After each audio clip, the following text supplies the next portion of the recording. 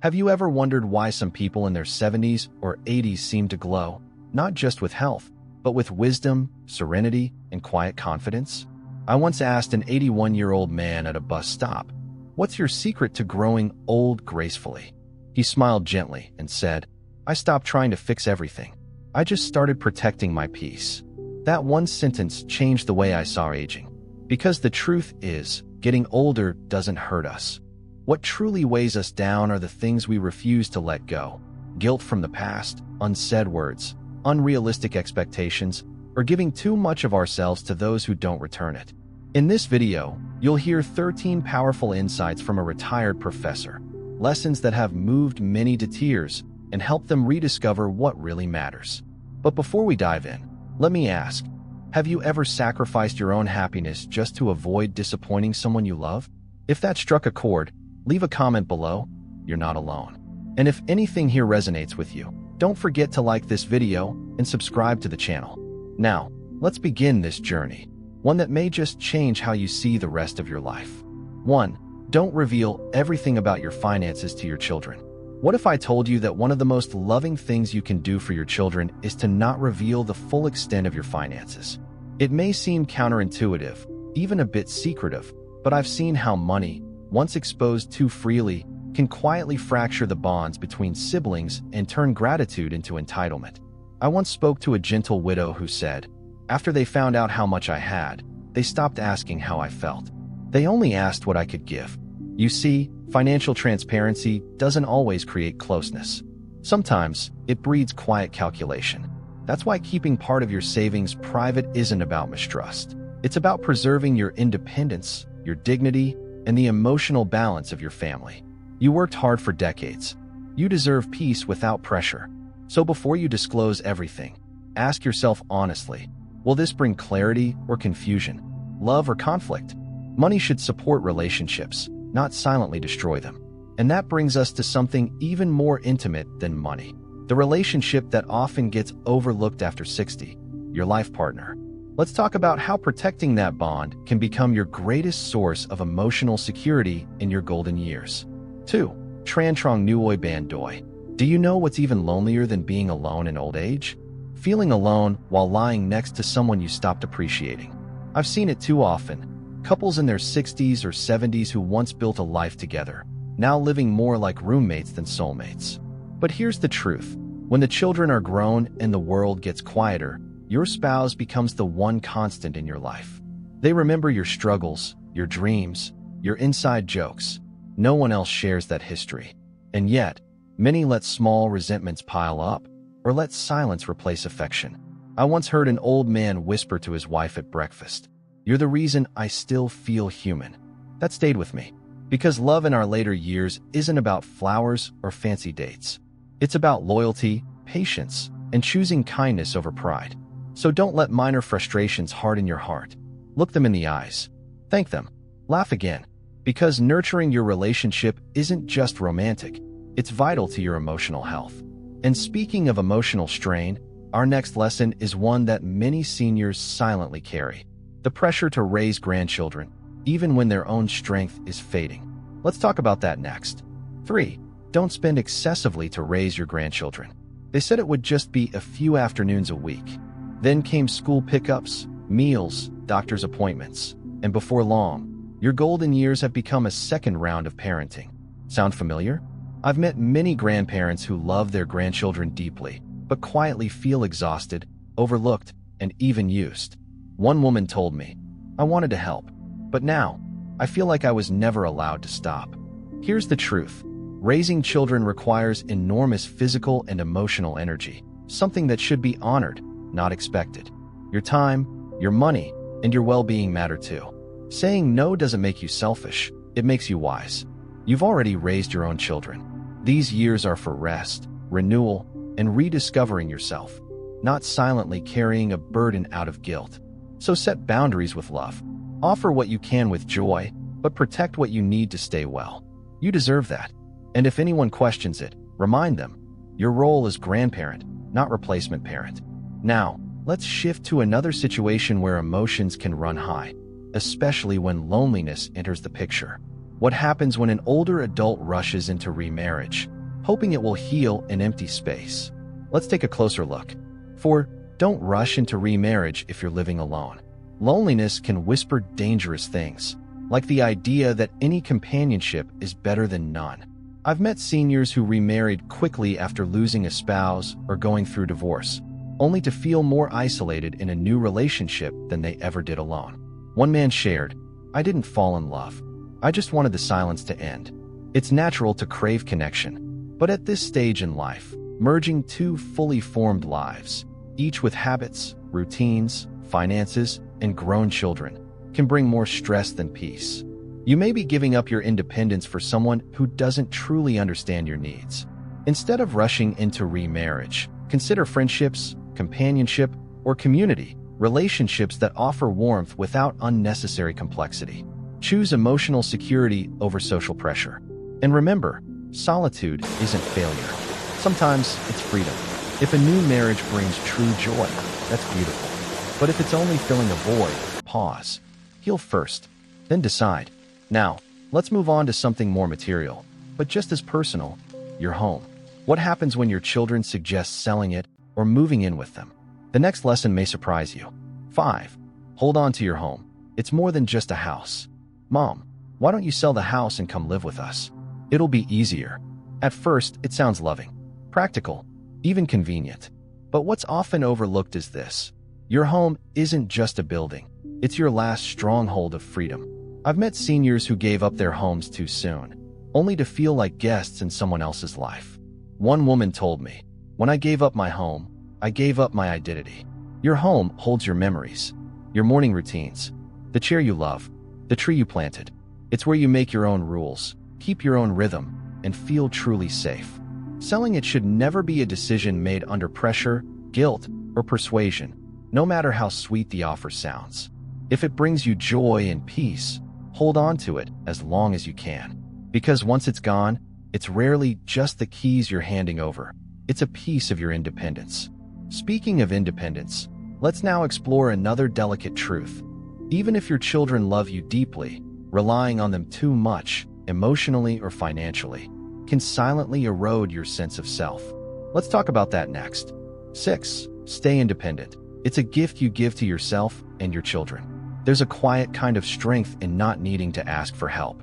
And in old age, that strength becomes dignity. I once heard an older man say, "I love my children deeply, but I never want to become their burden. That's how I show them love now." The truth is, even the most caring children can feel overwhelmed when aging parents rely on them for every little thing, emotionally, financially, or logistically. And while they may never say it aloud, the strain can quietly build, changing the nature of your relationship. Independence doesn't mean isolation. It means making your own choices, managing your own life, and maintaining your own pride. It's waking up in the morning knowing you can still stand on your own 2 feet, even if a cane is nearby. So preserve your self-reliance wherever possible. Keep learning, keep moving, keep doing what you can, even slowly. Because your independence isn't just freedom, it's love in action. Now, let's look at a lesson that may feel uncomfortable, but it's one of the most important for long-term peace in your family. The unspoken rule of never overstaying at your children's home. Here's why it matters more than you think. 7. Don't stay at your children's home for too long. It usually starts with love. "Come stay with us, Mom," just for a few days. But a few days turn into a week, and suddenly, the warm welcome becomes a quiet strain no one dares to mention. I've met many parents who overstayed with good intentions, only to feel like outsiders in their own children's homes. One woman told me, "I came to help, but eventually, I felt like I was in the way." Here's the reality. No matter how much your children love you, their home is their sanctuary. They have their own rhythms, routines, and need for space. Staying too long, even silently, can create tension between them, their spouse, or even with you. 3 days is often the sweet spot. Long enough to bond, short enough to leave on a warm note. It's not about rejection, it's about respect. Preserve the love by protecting the space. Because sometimes, the best way to be cherished is to know when to leave. Now, let's turn to a deeper emotional lesson: expectations. What happens when we hope too much from our children and life doesn't deliver? The next truth may help you find peace. 8. Don't expect too much from your children after they start their own families. It's one of the hardest truths to accept as a parent. The child who once clung to your hand now belongs to someone else's world. Many older parents quietly hope their children will call daily, visit often, and always be there. But modern life rarely works that way. One father shared, "I raised them with everything I had, but now I just wait for a phone call that sometimes doesn't come." But here's the truth, your children love you. Yet they also have careers, marriages, kids, and 1,000 daily demands pulling at them. The more you expect, the more disappointment finds a way in. And that silent pain? It builds walls, not bridges. Instead of clinging to what you hope they do, celebrate what they can. Release the grip. Let the kite fly. Because when love isn't tied to obligation, it finds its way home. And now, let's move to something even more personal, your thoughts.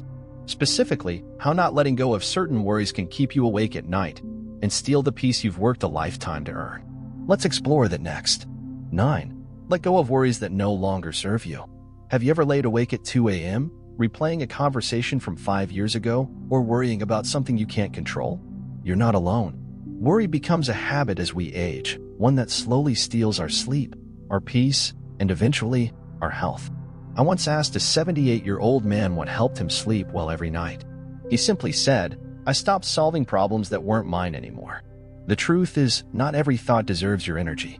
Not every fear needs your attention. The mind can tangle itself into knots if you let it. But peace comes when you learn to pause, breathe, and remind yourself, if it's not urgent, it can wait until morning. And if it's out of your hands, it was never yours to hold. Practice letting go not once, but every day. Replace late-night anxiety with calming rituals, a warm cup of tea, a good book, quiet prayer, or stillness. Your mind deserves rest just as much as your body. And speaking of peace, let's now talk about one of the greatest sources of emotional freedom, accepting that your children's lives are not yours to live. That's our next truth. 10. Don't interfere too deeply in your children's lives. You may have raised them, taught them, even sacrificed everything for them, but once your children become adults, their lives are no longer yours to manage. And trying to control or correct their choices, even out of love, often backfires. I once heard a grown daughter say, "I love my mom dearly, but I feel like I can't breathe when she visits." That's not a lack of love, it's a need for space. It's hard to step back, especially when you see your children doing something you don't agree with. But here's the truth. The more you try to steer their lives, the more they may pull away. Guidance is beautiful when asked for, but unsolicited advice can feel like judgment, no matter how gently it's given. Instead, be a safe space, not a steering wheel. Be the one they come to, not the one they avoid. Because honoring their independence also honors your own emotional peace. Now, let's turn inward again, towards something you might be ignoring, your health. In the next lesson, we'll talk about why pushing through exhaustion in your later years can be more dangerous than you think. 11. Know when to rest. Overworking can be harmful in your later years. I'll rest after I finish this one last thing. Sound familiar? It's a habit we carry from our younger years. Pushing through pain, fatigue, or illness like rest is a luxury, not a necessity. But after 60, that mindset can do real harm. I once met a retired mechanic who delayed seeing a doctor for months because he didn't want to make a fuss. He ended up in the hospital for 6 weeks. Your body isn't a machine. It's a living, aging system that needs gentleness. Ignoring fatigue today could mean weeks of recovery tomorrow. And no, resting doesn't make you lazy. It makes you wise. So if you feel tired, pause. If you feel unwell, speak up. If your energy dips, don't push through it. Respect it. You've earned the right to slow down. And in truth, your health now isn't just about you. It impacts the people who love and rely on you. Next, we'll explore a surprising truth many older adults struggle with. Being so frugal for so long that they forget how to truly enjoy the life they worked hard to build. Let's talk about that in the next lesson. 12. Don't be so frugal that you miss the joy of living. You've saved your whole life. You skipped vacations, cooked at home, reused things until they wore out, all for security. But here's the question no one asks enough. Now that you have the time, are you allowing yourself to enjoy it? I once spoke with a 74-year-old woman who said, "I've got the money to travel, but I feel guilty booking a flight. I'm still living like I'm poor." That mindset is more common than you think. Frugality is wise, but self-denial is not. You didn't work hard for 40 or 50 years just to count pennies on your deathbed. If a good meal, a weekend getaway, or a small indulgence brings you joy, say yes. Life isn't meant to be postponed forever. Now is your time to savor what you once only dreamed of. Not recklessly, but intentionally. Because joy is not a waste, it's the return on everything you've invested in life. And speaking of return, let's close with what may be the most valuable thing of all, your health. In our final lesson, we'll explore why your well-being is the foundation of everything and how to protect it wisely. 13. Your health is the greatest asset you'll ever own. If you lost your home, your car, or even your savings, you could rebuild. But if you lose your health, everything else fades into the background. I once asked a man in his 80s what he valued most in life. He didn't hesitate. Good sleep, a clear mind, and the strength to get out of bed without pain. Health isn't just the absence of illness. It's your ability to live with freedom, clarity, and joy. And yet, many seniors neglect it. They skip checkups, ignore symptoms, or push through fatigue, thinking rest is a luxury. But here's the truth. Investing in your health now pays off more than any retirement plan. That means nourishing your body with real food, staying gently active, sleeping well, and caring for your mental peace. Because when you're well, everything becomes possible again: connection, purpose, even adventure. And if there's one gift you can give to the people who love you, it's this: stay well, not just for you, but for them too. Now that we've covered these 13 powerful lessons, let's bring everything together with a closing message that may just shift the way you see the years ahead. Bonus wisdom: 5 powerful Rule of 3 life lessons.